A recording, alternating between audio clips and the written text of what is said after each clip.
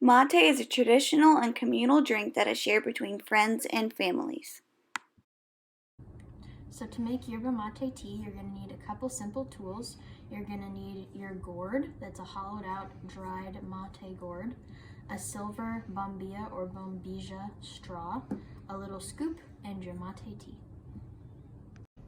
Okay, so the first step is to fill your mate gourd with the tea, and there are different sizes of tea leaves in the mate blends that you're going to get, and there's different blends that you can get that are even flavored or that are lighter or darker, but generally you want to fill your gourd up until it's about halfway to 2/3 full, depending on how strong you like to drink your mate, and it's going to all settle in the bottom of the gourd.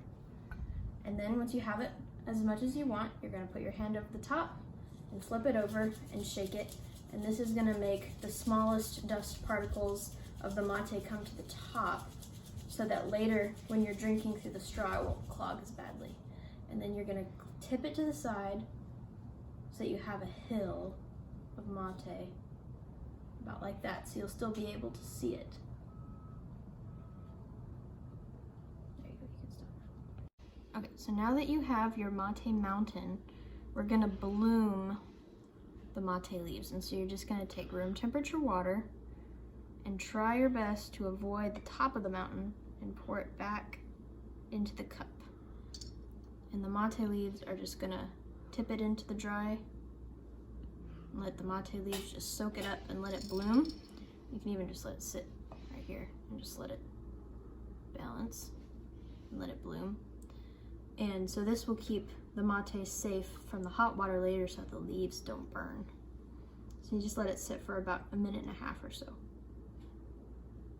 So now we're going to take our silver straw or bombilla and we're going to insert it using the bend to follow the side of the gourd all the way to the bottom, and then you're going to scrape towards the mate mountain that you've made so that it's good and stuck in there, and then it's not going to fall. So we're going to do that. There we go. And then you're going to take your warm water that is almost boiling, but not quite. That's too hot and it'll burn the leaves. And you're just gonna pour it back behind your mountain again, just like we did before. Wow, I just made a giant mess. There you go.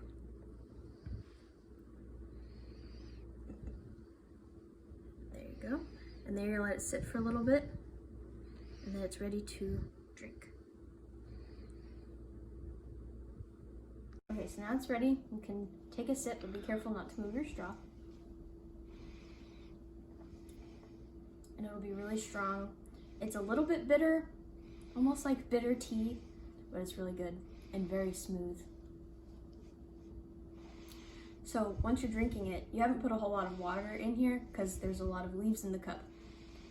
So it's very easy to refill it. All you do is tip it back again and keep your mountain dry. And then you just pour in more water to replace the water you drink. And you can refill this 3, 4, or 5 times depending on how many leaves you've got in your cup.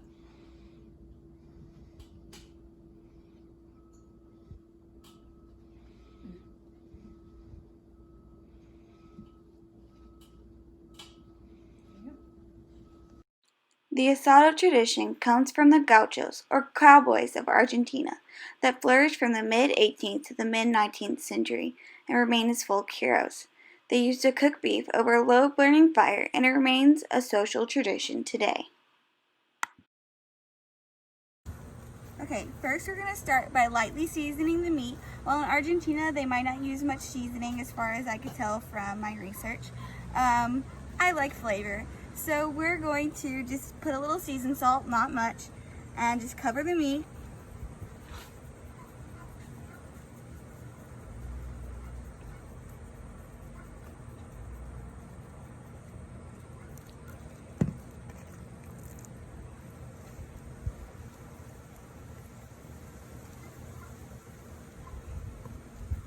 And then while this is going, we'll go ahead and start on our provoleta, and get that going, and then after the provoleta is done, we will go ahead and make the chimichurri sauce. The appetizer of provoleta speaks to the European roots that exist in Argentina. The immigrants who came from all over Europe influenced the food. Argentina in particular has accepted many Italian immigrants, which shows through in the recipe for provoleta. Okay, first we're going to start, and it says to cover the cheese in the olive oil.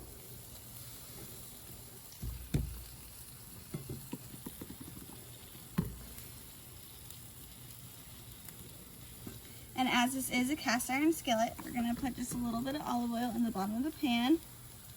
Make sure it's nice and covered.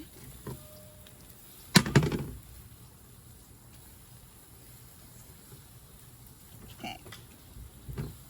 Now we're going to put a little bit of oregano on top. And stick this on the grill until it is golden brown.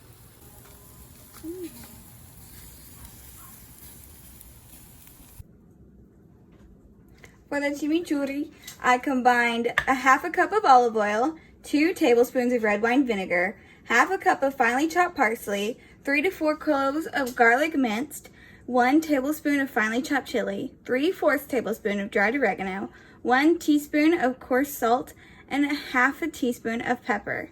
Then I mixed it all in a blender, and now I'm getting ready to serve it.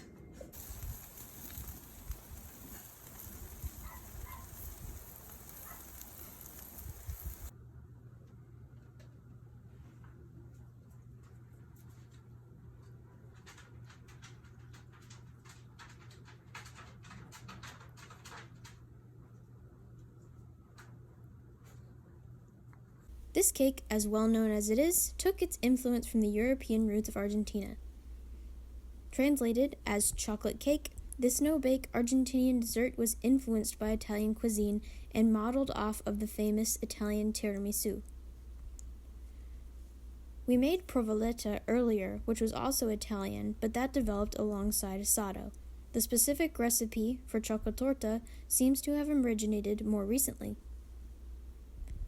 One theory about the origin of chocotorta says that it was invented as part of a marketing campaign to promote Chocolina's chocolate cookies. The recipe was included on the packaging. Chocolinas are the cookie base on which the cookie is formed. Any chocolate cookie will do, but the classic chocotorta from Argentina uses chocolinas. This cake shows up at most kids' birthday parties and other fun events, and is a delicious taste of Argentine desserts.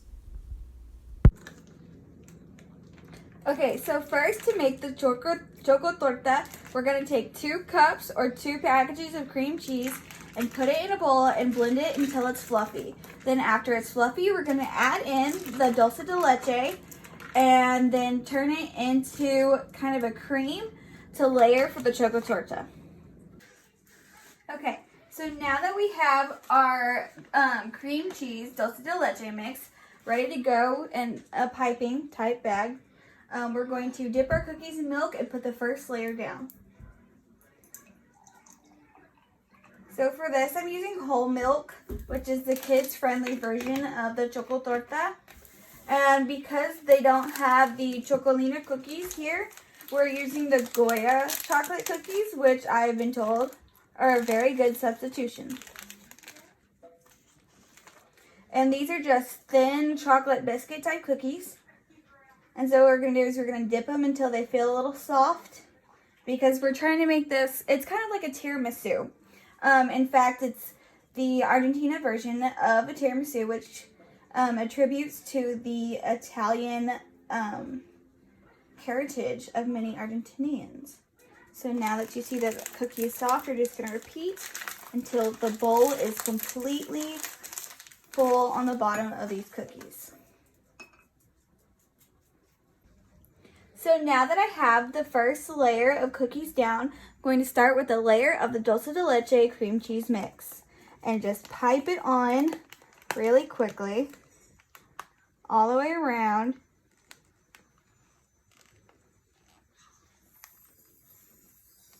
And then I'll spread that out and start on the next layer of cookies.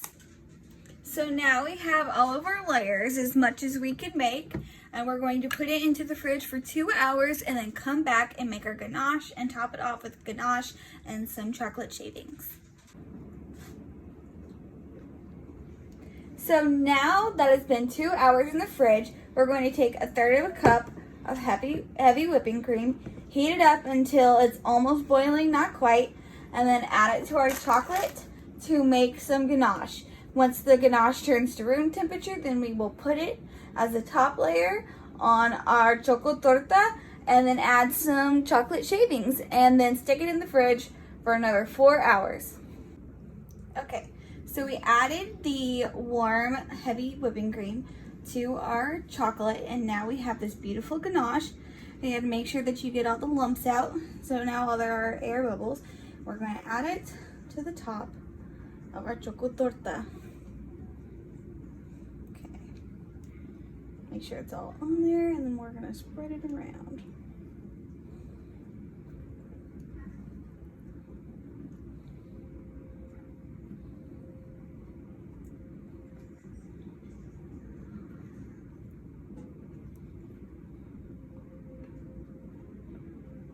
Okay, I'm just going to spread this nice and even over the top.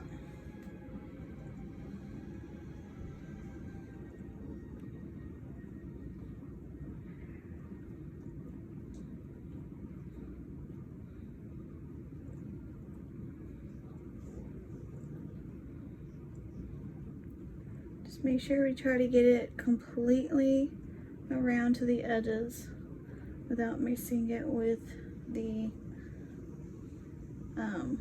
cream cheese mix.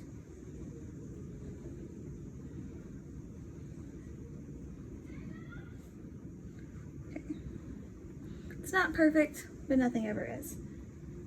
Okay, so now I think what I'm gonna do is, instead of doing chocolate shavings, I think we're gonna take some of our milk chocolate chips and just sprinkle them over the top because they're delicious.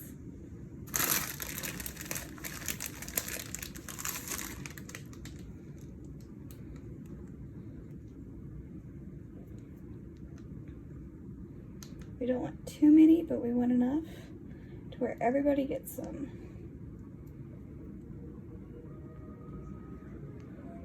Okay, and now we're gonna put this back into the fridge for 4 more hours, and then we'll bring it out to serve. Okay, so it's been 4 hours, and now we're going to take out this tiramisu and try it. While we're doing this, I also want to talk just a little bit about the other 3 foods that we cooked yesterday. So first we had the provoletta, which was amazing. It was kind of very fondue type cheese dish, and it paired really well with the baguettes. Ooh, look at those layers. Okay, the other foods we had, which were the asado, which was obviously fantastic. But I think my favorite thing that I tried was the chimichurri sauce, which tasted a little bit like Olive Garden salad dressing, but better. Okay, now time to try this.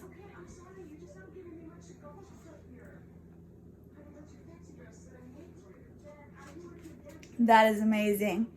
10 out of 10 recommend. It does remind me of tiramisu, but it's different, and and different in a good way. Definitely recommend this dish, and I hope that you enjoyed watching us cook.